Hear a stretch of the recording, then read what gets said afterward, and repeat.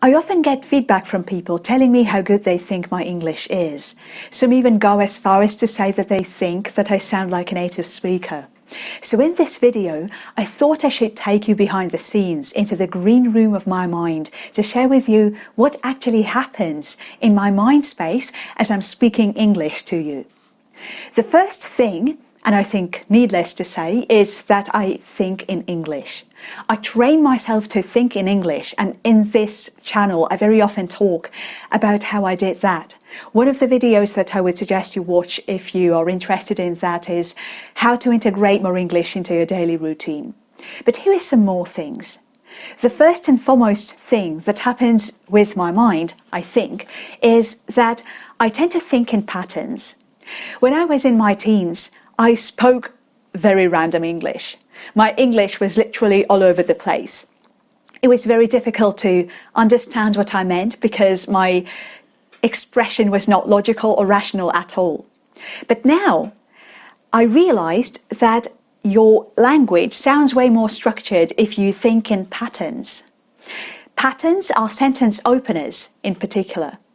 One way to learn about this is to learn sentence patterns like One Way to Learn About This. Another way I approach it is by learning more of those sentence openers like Another Way to Approach It Is. I think sentence openers come especially handy if you're an exam candidate. In SCE, CAE, CPE, IELTS, you name it, in all exams like this, very often you need to speak at length. And many people find it difficult to gather their thoughts, to express themselves in a coherent way.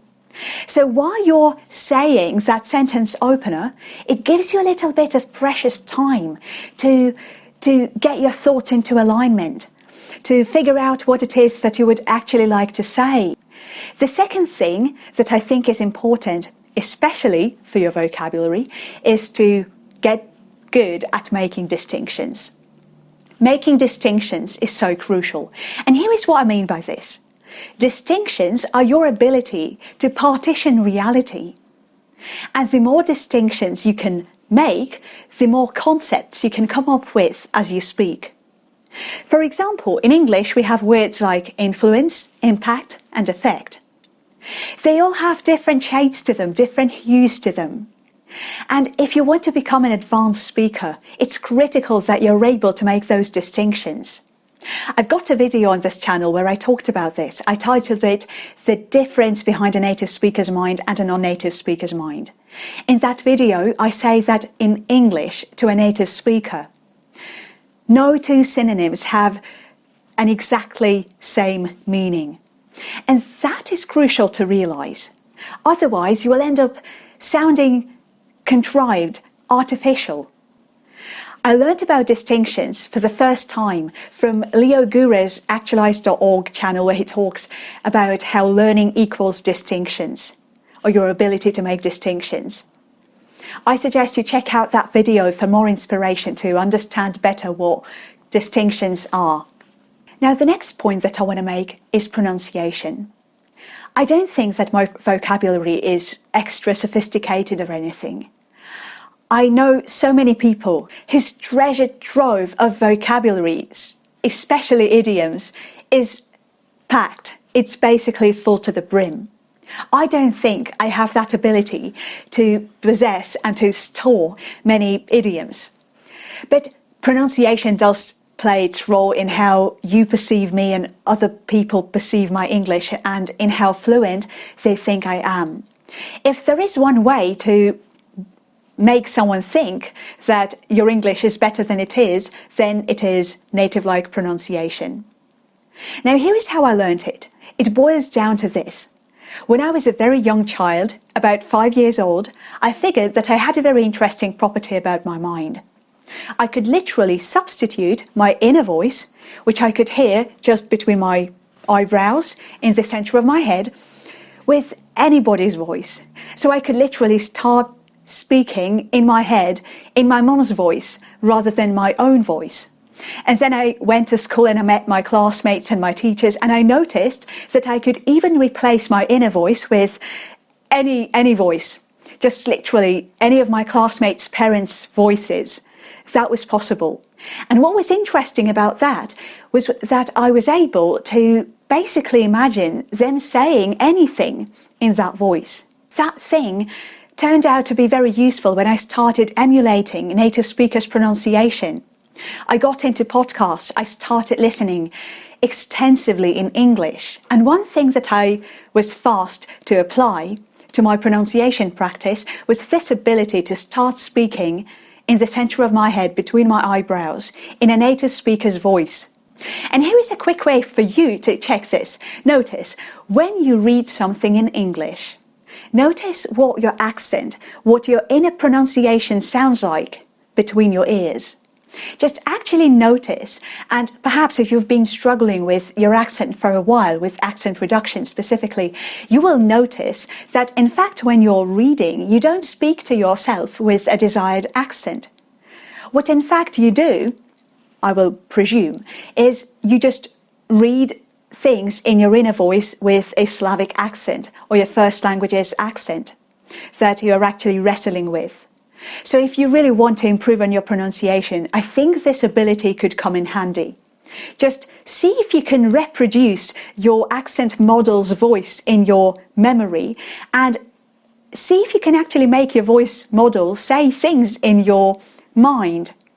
See if you can read things, the books that you're currently reading, in your language model's voice. With time, you could try substituting your own voice with this person's voice. In my case, I noticed that in time, my voice acquired peculiar characteristics of my voice models. And I'm actually grateful for that. That did not mean giving part of my identity away. That did not mean changing myself somehow in a way that was unnatural for me. In my experience, that made adding extra taste, extra hue to my voice, which I am very excited about right now, because I think, and many of you have also noticed if you watched my Russian videos, that when I speak English, my voice has a very different tone to it. And that is curious to observe. Another thing is that I tend to practice thinking in English daily. For example, when I wash the dishes, I like to say affirmations. For example, I might just choose something that I've been proud of myself about for the last couple of days, and then I will say it to myself in English, in my thoughts. I will say something like, I'm so benevolent. This is how benevolent I am. With everything that I do, I share more and more love. That will also help you reprogram your mind in the positive fashion. And isn't that the intersection between psychology and language learning that we're currently all after? I also like to make gratitude statements when I'm washing the dishes. I may express to myself how grateful I am to me for all the beauty that I have given myself. Or I might just say how grateful I am to the world, or to God, or to infinite consciousness for showing up the way it does. The final thing that I'm going to say is that I tend to read and listen a lot. And by saying that, I don't mean that I force myself to read or listen. It's not that I heard in some video that I should fill my life with reading and listening all the time if I want to improve on my English. In fact, what I'm saying is that I tend to view English as my feature, not as a hat, as I put on and take off when my English time is over. It's as if English is my aspect.